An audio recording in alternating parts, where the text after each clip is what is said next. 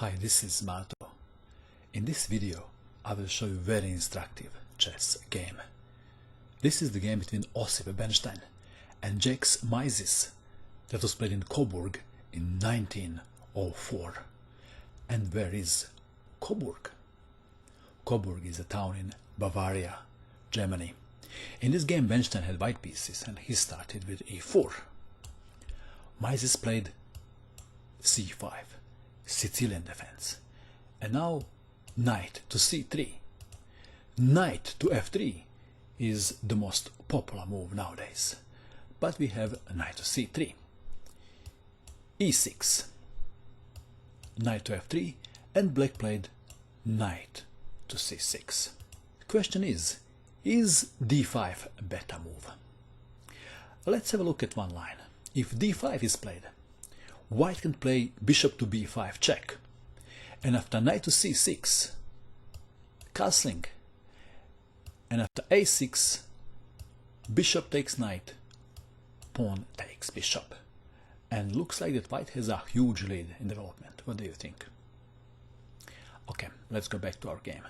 Knight to c6 was played. d4, pawn takes pawn, knight takes on d4, knight to f6. It is white to move.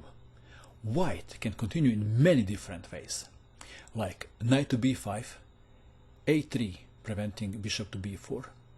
White can also play bishop to e3 or perhaps bishop to e2.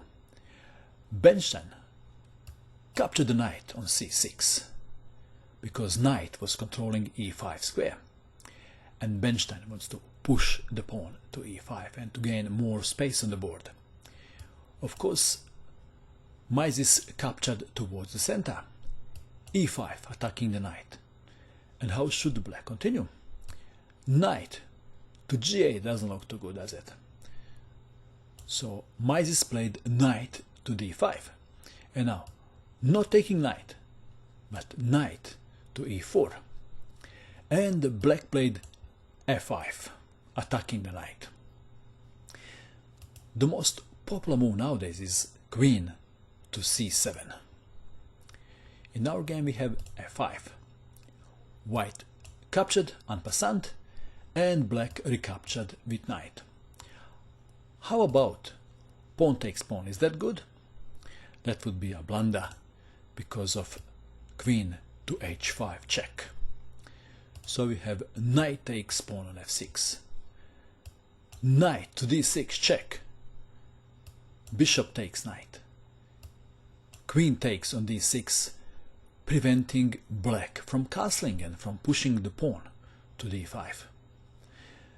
Knight to e4 attacking the queen. How about queen to e7? Is that better? If queen to e7 is played, white would continue with bishop to f4, and after queen takes queen, bishop takes on d6, still preventing black from castling and stopping d5. Knight to e4 attacking the bishop, bishop to a3 was a possible continuation. In the game we have knight to e4, queen to d4, attacking the knight and the pawn on g7, knight to f6, queen to d6, and black would be happy to repeat position 3 times and to climb a draw. But Bernstein was in a fighting mode. Queen to b4, still attacking the knight and preventing black from castling.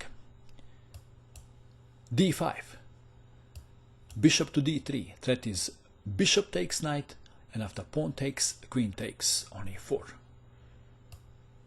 Queen to d6, and now bishop takes knight doesn't work, does it? If bishop takes, then queen takes queen. So Bernstein captured the queen. Knight takes on d6. And now it is white to move, and I thought that bishop to f4 would be played. That is the move that comes to mind. Bernstein played f4, preventing e5. a5. Black is planning bishop to a6, and is changing his bad bishop for good bishop on d3. Bishop to e3. Bishop to a6. How should white continue? Castling. King to d2. With this move, white king is starting a very exciting journey. Knight to c4, check. Bishop takes knight. Bishop takes bishop. a4, stopping black from pushing the pawn forward and making the pawn on a5 a target for dark square bishop. King to d7. b3, attacking the bishop. Bishop to a6. Bishop to b6, attacking the pawn on a5. Bishop to c8. Ideally, black would like to place his bishop outside the pawn chain, like playing bishop to d7 and then to e8 and then to g6, perhaps to e4. White played king to e3. It is becoming evident that black lost control of dark squares. Rook to a6, attacking the bishop. Bishop to c5. King to c7, making room for bishop. King to d4. Bishop to d7. And now I thought that king to e5 would be played. That is the move that comes to mind. But Bernstein played even better move, activating the rook. Now h5, rook to e5, g6, rook to g5, rook to g8, and now king to e5. Black is suffering from the lack of space and can't find a good move anymore. Bishop to e8, giving up the pawn on e6. And guess what? Bernstein even didn't want to capture the pawn on e6 with king. He played rook to e1, rook to a8, king to f6, bishop to d7, g3. White is not in a hurry. And now if h4 is played, then white will continue with g4. But we have a rook from a to e8. Rook from e to e5. Note how dark square bishop is controlling f8 square. Rook to h8. Rook takes pawn on g6. Rook to h7. Rook to g7. Rook from e to h8. Rook takes rook. Rook takes rook. King to g6, attacking the rook. Rook to h8. It is white to move. Should white capture the pawn on h5 with rook or play king to g7? What would you do in this position? Would you capture the pawn on h5? Bernstein played king to g7. Why? Well, have a look why. Black was biting his fingernails and hoping to see this move. If rook takes on h5, black would laugh out loud. Check, and after say king to f6, rook takes rook, and black is winning. It shows that you must be careful until the very end. So we have king to g7, rook to d8, rook takes pawn on h5. Now bishop to e8 is nothing dangerous. Rook to h7, check. King to h6, rook takes rook, king takes rook. White is 2 pawns up in the opposite color bishop's endgame. Bishop to h5, intending bishop to d1 and winning all the pawns on the queen side. But it will come at a cost of a time. h4, bishop to d1. White can win in a more ways than one.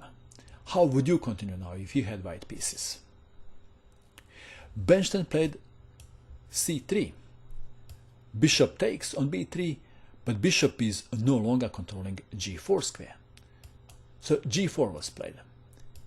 King to d7. Question is bishop takes pawn on a4 better? Let's have a look. If bishop takes on a4, white would continue with g5, and after check, then g6, and after king to d7, king to g7, and h-pawn is rolling. While pawn on a-file, black pawn on a-file, can be stopped easily by dark square bishop.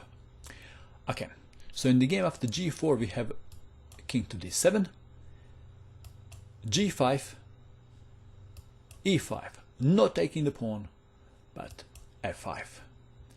Bishop takes on a4, f6, and black resigned.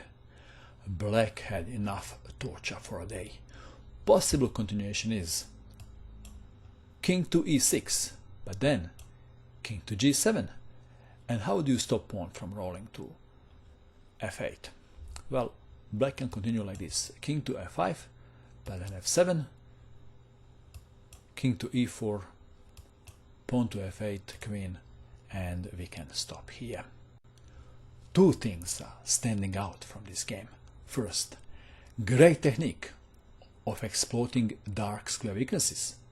And second, brilliant use of the king in the endgame. And that is all. I hope that you enjoyed watching this video. I wish you good luck with your chess, and bye for now.